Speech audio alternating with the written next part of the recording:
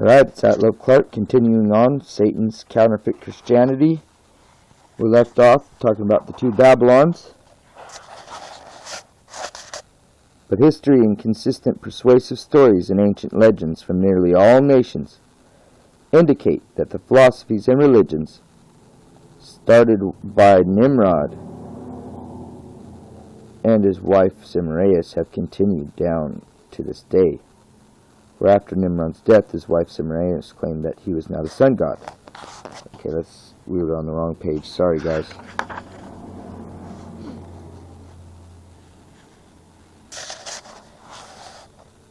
The common idea is that the pagan gods fled away at Christ's coming, yet it is well known to every student that this is contrary to fact. At the time of the recorded appearance of Jesus, and for some centuries before, there were temples without and dedicated to Apollo or Dionysus among the Greeks, or Hercules among the Romans, Mithra among the Persians, Baal and Astarte among the Babylonians, and temples dedicated to many other gods. An outstanding phenomenon is apparent, notwithstanding great geographical distances, racial differences between cults, and in detail of services. The general outline of creeds and ceremonials were, if not identical, markedly similar. Not only were these pagan creeds and ceremonies, which had existed centuries before Christ's coming, markedly similar to each other, but also they were similar to true Christianity, a fact that cannot be considered accidental. As an example of this, of 11 main deities from 7 countries, it was believed of all, or nearly all, that these deities' births were on or near Christmas, or a Virgin Mother,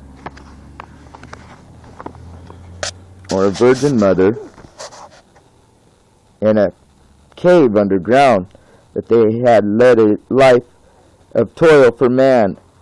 They were called light bringers, healers, meditators, and saviors.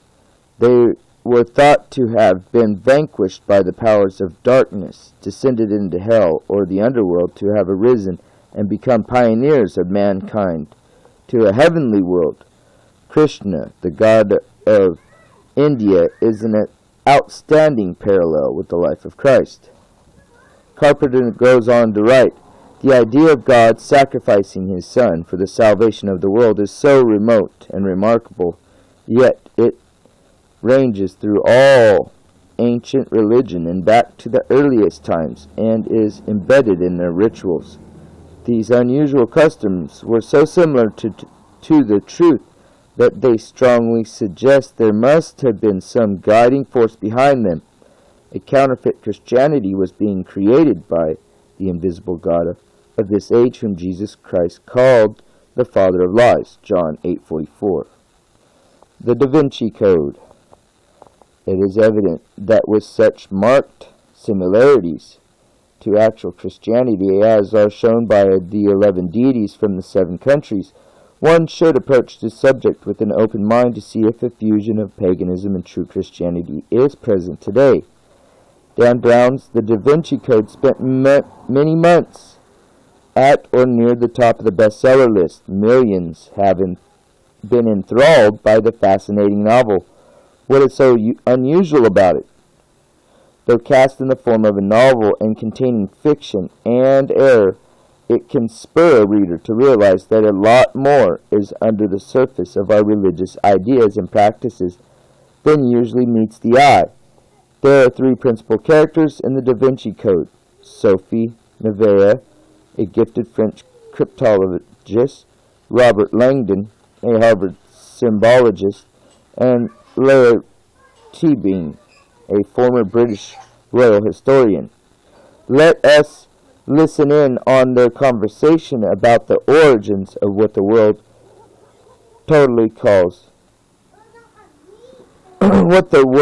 today calls Christianity.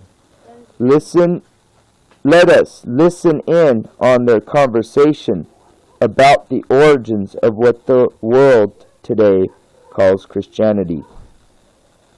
Historians still marvel at the brilliance with which Constantine converted the sun-worshipping pagans to Christianity by fusing pagan symbols, dates, and rituals into the growing Christian tradition. He created a kind of hybrid religion that was acceptable to both parties. Transmogrification, Langdon said. The vestiges of pagan religion and Christian symbology are undeniable. Egyptian sun discs became the halos of Catholic saints. Pictograms of Isis nursing her miraculously conceived son, Horus, became the blueprint for our modern images of the Virgin Mary nursing baby Jesus. And virtually all the elements of the Catholic ritual, the mitre, the altar, the doxology, and the communion, the act of the God-eating, were taken directly from earlier pagan mystery religions. Teebing groaned, "Don't get a symbologist started on Christian icons. Nothing in Christianity is original. The pre-Christian god Mithras, called the Son of God and the Light of the World, was born on December 25th, died, was buried in a rock tomb, and then resurrected in 3 days. By the way, December 25th is also the birthday of Osiris, Adonis, and Dionysus. The newborn Krishna was presented with gold, frankincense, and myrrh. Even Christianity's weekly holy day was stolen from the pagans." "What do you mean?" Originally, Langdon said, Christianity honored the Jewish Sabbath of Saturday, but Constantine shifted it to coincide with the pagans' veneration day of the sun. He paused, grinning. To this day, most churchgoers attend services on Sunday morning with no idea that they are on account of the pagan sun god's weekly tribute, Sunday. The historical truth. But that is all fiction, you might say. Where did this crazy author get all these strange ideas? I'm sure that my religion is based completely upon the Bible.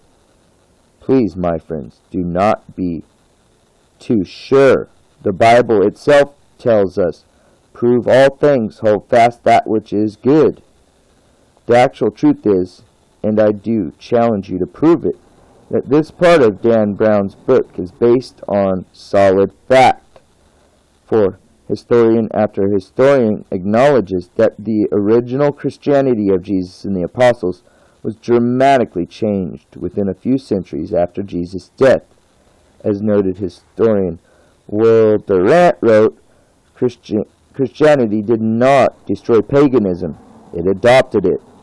The Greek mind dying came to a transmigrated life in the theology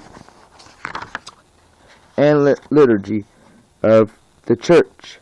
The Greek language having reigned centuries over philosophy became the vehicle of Christian literature and ritual. The Greek mysteries passed down into the impressive mystery of the Mass. Other pagan cultures contributed to the synchronistic result. From Egypt came the ideas of a divine trinity and a personal immortality of reward and punishment. From Egypt, the adoration of the mother and child and the mystic theosophy that made Neoplatonism and Gnosticism and obscured the Christian creed.